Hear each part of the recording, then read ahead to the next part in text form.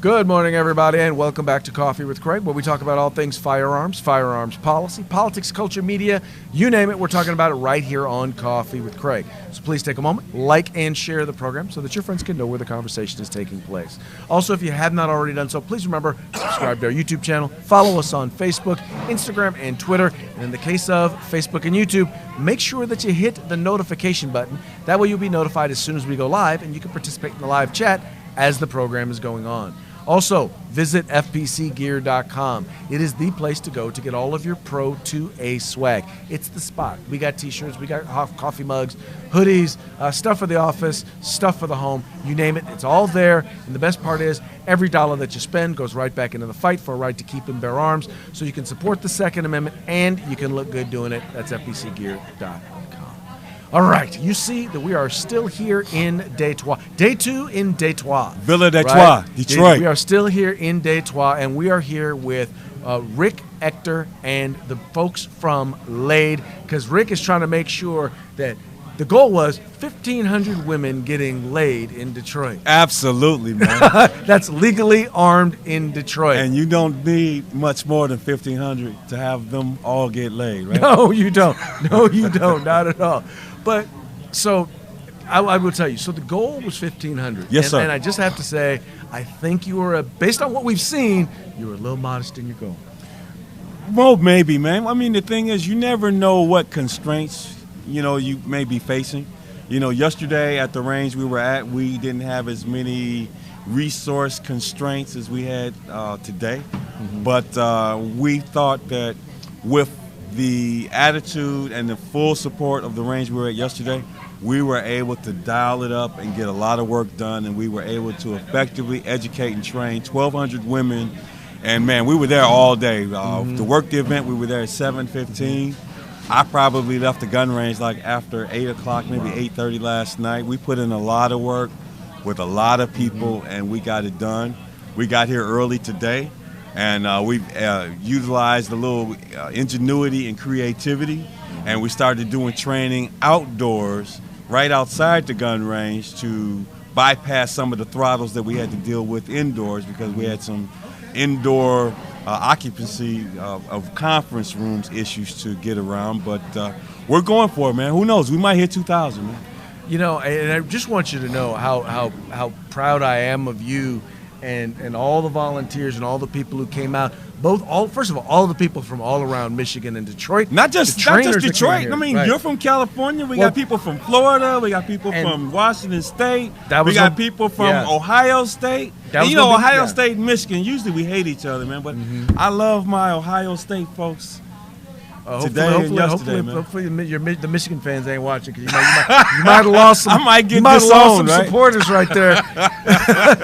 But that was where I was going next. You had people from Florida, from Ohio, from Georgia, from Maryland, from all California, from Washington, all come here to support you. I appreciate and love them all. But you know what, man? It's really an outgrowth of going to the gun rights policy conferences and the NRA convention, or when we all hung out in the throes of winter in February in the state of Florida. Mm-hmm. Oh man, we froze our tails off in Florida, in a tent in Florida in the middle of winter. But man, it was the most fun I ever had. And you know what? You snore, man, like awful. Wait. You act as if you don't. That's all. That's all I'm gonna say. But it's great. But I have a lot of friends from all over the country, and the thing is, when you have friends that you network with and you become friends with, like they'll all come to Detroit, man, and it's like great. I'm glad to have them, because actually, I couldn't have done it without all the people who came in from out of state to come in and do this thing, man.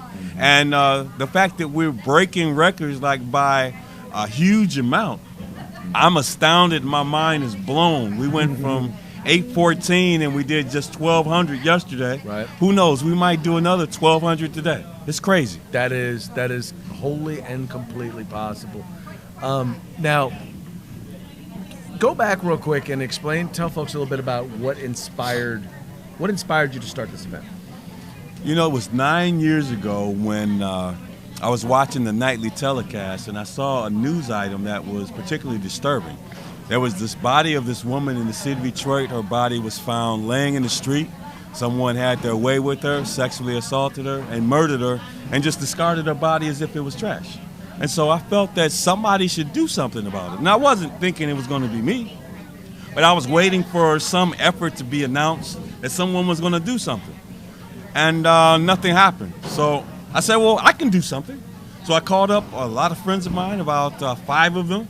We took to social media and we said, hey, meet us at this gun range and we'll pay for everything. We'll teach you how to shoot. And next thing you know, man, that 50, it turned into 100, 200, 300, 400, 600, 700. Last year, 814. Yesterday, 1,200 yesterday. Right. And who knows? We might even get another 1,200 today. So, man, it would blow my mind if we did 2,400 over the weekend. Well, you know, it would blow my mind. I will tell you, and I was talking with Tanisha earlier, and you know, one of the things I noted with her was it's like how you're a man of action, right? Mm-hmm. Something happens, and you're like, okay, I got to do something about it. Like how you got into gun rights in the first place. How'd that happen? I got robbed parking my car in my driveway. Yeah, I know, man. It's funny. It's funny now. And it's funny when I talk about it. But it wasn't funny at all when I had those 2 rascallions put that gun in my face. Mm-hmm. But I had a decision to make. Do I do nothing and possibly get robbed next week? Or do I just walk away from my house like a lot of crime victims do? They say, okay, I'm done with it. I'm just going to walk away and lose all my equity and just go to some nice area, wherever that is. So I said, no. I'll investigate this whole owning a gun thing. I'll get a permit and I'll protect myself and I'll keep all my equity in my house. And you know what? It's like a rabbit hole, Alice in Wonderland, man. Once you start carrying a gun, you get your carry permit and you say, well, gee, I love this right to keep and bear arms. So what is it that I can do to contribute to fighting for gun rights and ensure that it exists for the next generation, you know, for my children? And next thing you know, you're going across the country, you're having coffee with Craig, Mike P, you know, and my guys all over the state in Florida, man. Hey, it's just a love fest, man. And we're all fighting for the right to keep and bear arms and to preserve freedom for at least another generation, man. All rights, all the time, for all people. Y'all know that's FPC's motto. All rights, all the time. So, all right. So in this event, here's something that I noted that was interesting. So, I talked with a lot of women who shot, and what I found was interesting was not everyone was a first time shooter. Okay, they don't have to be. But what I found was that the more that they had gone shooting, the more likely they were, or the more likely they were to really focus on and talk about the Second Amendment and believe that it's how important the importance of the Second Amendment. It's a pathway. It's that rabbit hole, man. Once you take that first step, you're on that formulaic model for storytelling. You live a regular, normal, unassuming life, and then all of a sudden something happens, and it starts you on this epic, heroic journey. And next thing you know, you're going to places you've never gone. You're talking to people you never talked to. You're doing things you never did, and then you find yourself at a crossroads where a major decision needs to be made. And then you learn something, you grow from it, you face trials and tribulations, and then you ultimately succeed. Maybe not necessarily immediately, but ultimately you prevail. You come back victorious, you're hailed as the hero, and you help everyone else learn what you discovered, man. It's a great formula. I'm excited because we're seeing people, and what I also like is the women, most of them here, many of them here are not the demographic that when you think of Second Amendment advocates, you're not thinking of Detroit, Michigan. Detroit, Michigan. Black sisters in Detroit, Michigan. Oh, man, sisters in Detroit are packing. Yes. Latinas in Detroit are packing. Yep. Everybody's packing, man. Bad guys beware. Yes. And what's funny is they get it. They get the idea that if there's an increased likelihood, and people know that there's an increased likelihood that they can defend themselves, there's also a greater likelihood that criminals are going to leave them alone. Probably, maybe bad guys might rethink their vocation of choice. Maybe instead of armed robbery, rape, and murder, maybe they'll write bad checks or something. I don't know, don't care. Dude. I just want to protect people against physical violence, harm, murder, death, and mayhem. I will tell you, I was talking to a couple of sisters who were like, they want to get in, they want to start open carry. Okay. They like, because for that very reason, they like, look, I just want them to know. They decide they're going to mess, they going to get some. All I say is make sure that training is up to snuff, because somebody might try them, and you know what? They put your life in imminent danger of great bodily harm, sexual assault, or death. They have the lawful right to defend themselves. Well, and that was the other thing, was that so many of them focused on, number one, what made them feel comfortable was that the training that they got. But they also recognize they want more training. And that takes you down that heroic journey, man, that rabbit hole.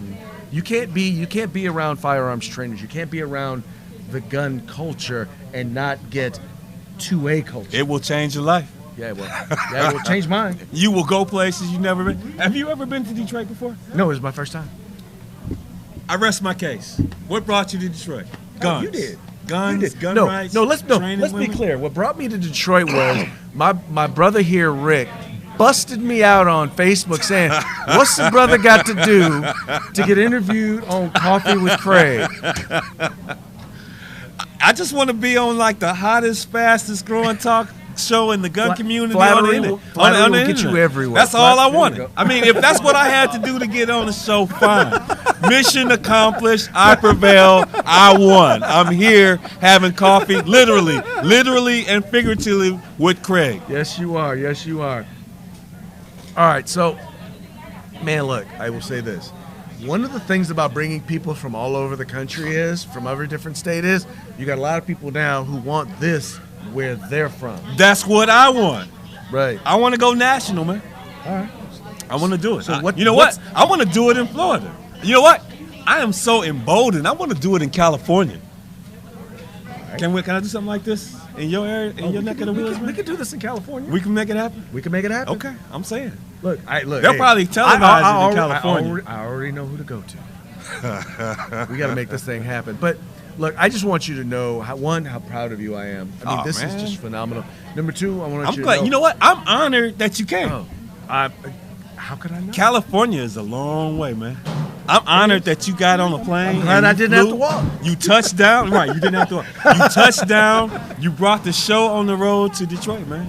Yeah. Glad you're here, man. Yeah. So, and we're going to have a great meal tonight. I don't know where we're going out to dinner, but we're all going to have a great meal somewhere tonight. Eat something, man. I am very much looking forward to it.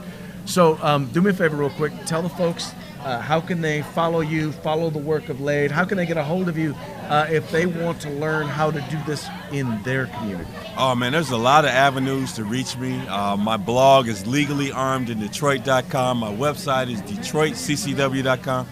Over 2,200 videos on YouTube. My handle is Rick Ector, Detroit CCW. Instagram, Twitter, blogger. I'm on everything. Just Google me, and I swear to God, you cannot miss me. Sir, thank you so very much. Very much appreciate you. Looking forward to hanging out with you tonight. Oh, man, we're going to have a great meal somewhere. Oh, yes. We're going to eat. It is going to be on. Anyway, folks, ladies and gentlemen, the gentleman who is helping over 1,500 women get laid, that would be Mr. Rick Ector of Lade. God, I love saying that. I don't know why. So. Anyway, ladies and gentlemen, Mr. Rick Ector. Thank you. All right, folks. Hey, that's going to be it for this edition of Coffee with Craig. We very much appreciate you guys tuning in. We appreciate you liking and sharing the program. Telling your friends about the Firearms Policy Coalition. We are the home in the fight for civil rights. Got to use them, you're going to lose them. You guys take care. If you like our videos, follow, subscribe, like, and share. Why you say it like that? Oh,